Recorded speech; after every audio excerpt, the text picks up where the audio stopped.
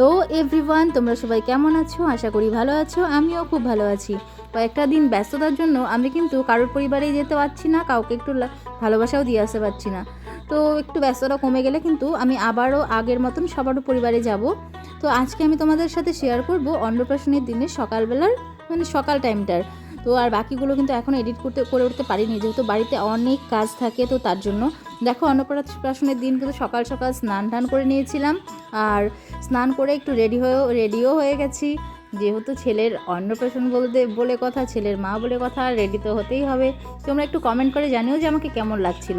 তারপর দেখো, পুজোতে বসবো ঠিক তার আগে ওদিকে বাইরে কয়েকজন এসছিল, আর সবাই যেহেতু পুজোর কাজে ব্যস্ত ছিল, তো একটু চাটা বসিয়ে দিলাম। চাটা একটু করে নিই, চাটা দিয়ে তারপর একটুখানি ভাবলাম যে একটু লিপস্টিকটা দিইনি, যেহেতু আবার লিপস্টিকটা বেশি ভালো লাগে সাজতে। পরে লিপস্টিকটা দিতে একটু অন্যরকমই লাগে, অন্য কিছু না করলেও লিপস্টিকটা দিলে মনে হয় সেজেছি। আবার বাইরে থেকে কেউ একজন ডাকছিল, চলে গেলাম বাইরে। তো কি বলবো, কাজ তো করতেই হবে। আর এদিকে মা দিদা এসেছিলো, ওরা তো সবাই এসের থেকে কাজ শুরুই করেছে। তারপর বোন এসেছে, বোন এসেও শুরু করে দিয়েছে কাজ। তারপর এদিকে রান্না করার জন্য রাঁধুনিরা চলে এসেছে। তো ওখানে একটুখানি কি দিতে হয়, সিধে না কি বলে, ওটা দিতে হয়। তো দিয়ে একটু প্রণাম করে নিলাম।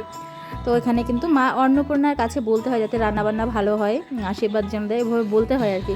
তো ওখানে কাজটা শেষ করে তারপরে কিন্তু চলে যাব পুজোর কাজে। তো এখানে কিন্তু পুজোর কাজ রেডি করছে আমার দিদা। আর এখানে আমাদের কিন্তু কর্তা দাদু কিন্তু পুজোতে বসে গেছে, পুজোর পায়েস রান্না করছে। আর এদিকে কিন্তু বাজনা ব্যান্ড পার্টি চলে এসেছিলো। তো ব্যান্ড পার্টিকে নাকি চলে আসলে পরে বরণ করতে হয়। তো মা বললো, আর দাদু সব কিছু দেখিয়ে দিচ্ছিলো। তো আমি চলে গেলাম বাজনাদের বরণ করতে। আর এদিকে ছেলে বলছিল, মা তুমি এদিক দিয়ে আসতে পারবে না, যেহেতু কাজ করছিলো সাজানোর। তো আমি ওদিক দিয়ে চলে গেলাম, বললাম তুই পারবি না, ওখানে প্রদীপ ধরানো আছে। আমি তাই চলে গেলাম। ওখানে গিয়ে বাজনাওয়ালাদের ওখানে আর কি সিঁদুর দিতে হয়। তো ওরা বললো যে একটা করে সিঁদুরে ফোঁটা দিতে। তো আমি কিন্তু একটা করেই দিয়ে নিলাম। তারপর ওরা কিন্তু বাজাচ্ছিল, ওরা কিন্তু একদম এসের থেকেই সে খুব বাজনাও যা বাজাচ্ছিলো। আর বাজনাওয়ালারা কিন্তু খুব সুন্দর বাজনা বাজাচ্ছিলো।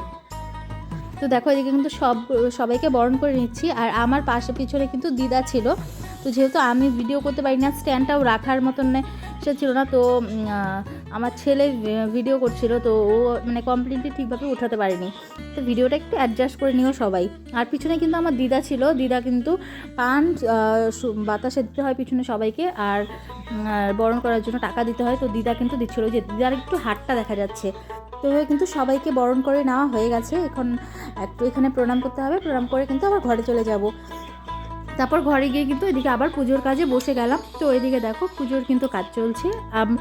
অন্য কিছু কিন্তু শুধু করা হয়নি, শুধু নারায়ণ পূজাটা করা হয়েছে। তো নারায়ণ পূজার জোগাড় যন্ত্র সব হয়ে গেছে, সিন্নি টিন্নি সব কিছু রেডি হয়ে গেছে। আর এদিকে দিদাও কিন্তু উপোস ছিল। তো আমরা কিন্তু সবাই মিলে কাজে ব্যস্তই ছিলাম আর কি।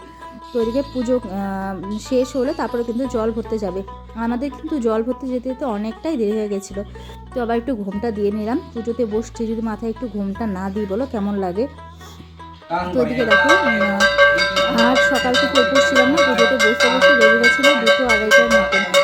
আর একটু ওদিক দিয়ে যেহেতু সেরকম কিছু ফিল হচ্ছিল না যে উপাস ছিলাম বা কিছু, কিন্তু শঙ্খ সুরটাও না ঠিক করে আসছিল না, দমটা ঠিকভাবে নিতে পারছিলাম না।